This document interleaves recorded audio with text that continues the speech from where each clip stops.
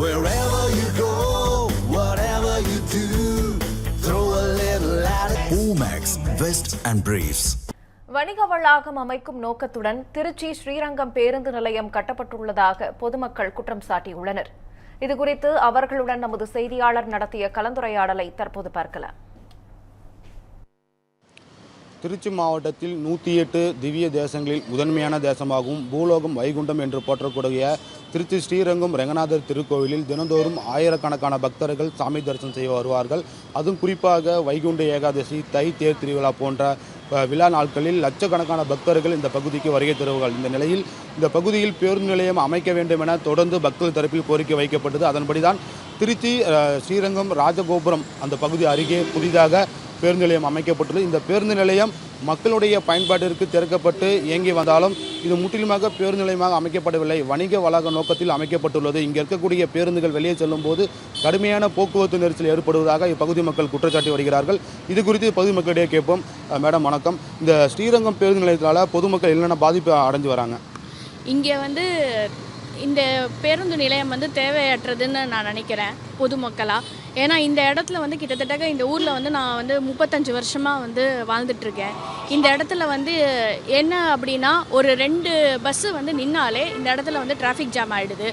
கூடவே இங்கே காரு வர்றது போகிறது இது எல்லாமே என்னென்னா ஒரு அரசு மருத்துவமனைக்கு எதிரில் இருக்கிறவாசி அங்கே ஒரு ஆம்புலன்ஸ் வந்தாலோ இல்லைனா ஒரு சீரியஸான பேஷண்ட்ஸை அவங்க ஆட்டோலேயோ அந்த மாதிரி கொண்டு வரும்போது போக்குவரத்து நெரிசல்னால அவங்களால தகுந்த டயத்துக்கு போய் அவங்களால மருத்துவரை நாட முடியல. இது கொஞ்சம் வருந்தக்கூடிய சுச்சுவேஷனாக தான் இருக்குது. மோரோவர் இந்த இடத்துல இந்த பேருந்து நிலையம் இருக்கணும்னு அவசியம் இல்லை. ஊருக்கு வெளியில் எவ்வளவோ இடம் இருக்குது. அந்த இடத்துல இதே அளவுக்கு பேருந்து நிலையம் கட்டி அவங்க விட்டுருக்கலாம். பட் ஆனால் சென்டரான இடத்துல வச்சதுக்கு காரணம் ஓகே, சென்டரான இடத்துலையும் வேறு ஒரு இடத்துல ஒரு பஸ் ஸ்டாப்புன்னு இருக்குது. அந்த இடத்துலையே இருந்துட்டு இவங்க ஊருக்கு வெளியிலையும் வச்சுருந்துருக்கலாம். இன்ஃபேக்ட் இங்கே நடுவில் வச்சுருக்க வேண்டிய அவசியம் இல்லை. இப்போ இந்த கடுமையான போக்குவரத்து நெரிசல் ஏற்படுதுன்னு குற்றச்சாட்டு வருது. இதில் மருத்துவமனையில் இப்போ சிகிச்சை பெற்ற ஒரு நோயாளிக்கு எந்த மாதிரியான இன்னொரு சந்தித்து வராங்க?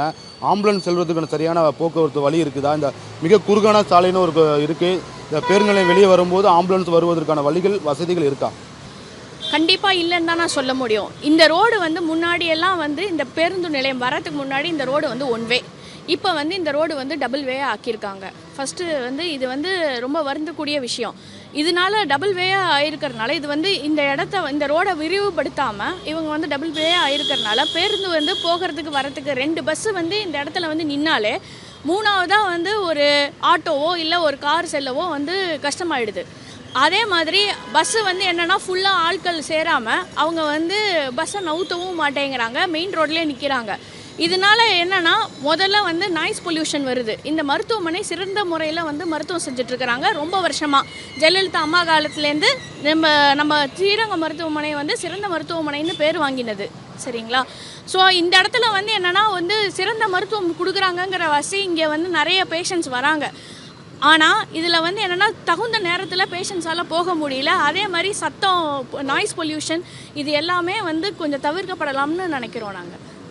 அதாவது இந்த பேருந்து நிலையம் ஒரு வணிக நோக்கத்தில் கட்டப்பட்டு இருக்கிறது என்பது இந்த பொதுமக்களுடைய ஒரு பெரிய குற்றச்சாட்டாக இருக்குது. மிக குறுகலான சாலையில் இந்த பேருந்து நிலையம் கட்டப்பட்டதால் தினந்தோறும் காலை மற்றும் மாலை நேரங்களில் கடுமையான போக்குவரத்து நெரிசல் ஏற்படுகிறது. அன்றாட வேலைக்கு செல்லக்கூடிய பொதுமக்கள் மற்றும் பள்ளி கல்லூரி செல்லக்கூடிய மாணவ மாணவிகள் பல்வேறு இன்னல்களை சந்தித்து வருகிறார்கள். குறிப்பாக இந்த ஸ்ரீரங்கம் அரசு மருத்துவமனைக்கு வரக்கூடிய ஆம்புலன்ஸ் முழுமையாக அந்த மருத்துவமனைக்கு செல்லக்கூடிய போக்குவரத்து வசதி எதுவும் இல்லை. கடுமையான போக்குவரத்து நெரிசலில் ஆம்புலன்ஸ் சிக்கி தவிக்கிறது.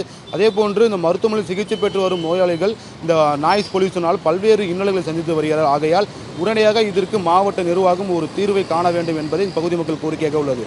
திருச்சியிலிருந்து ஒளிப்பதிவாளர் மணிகண்டனுடன் செய்தியாளர் தீபன்.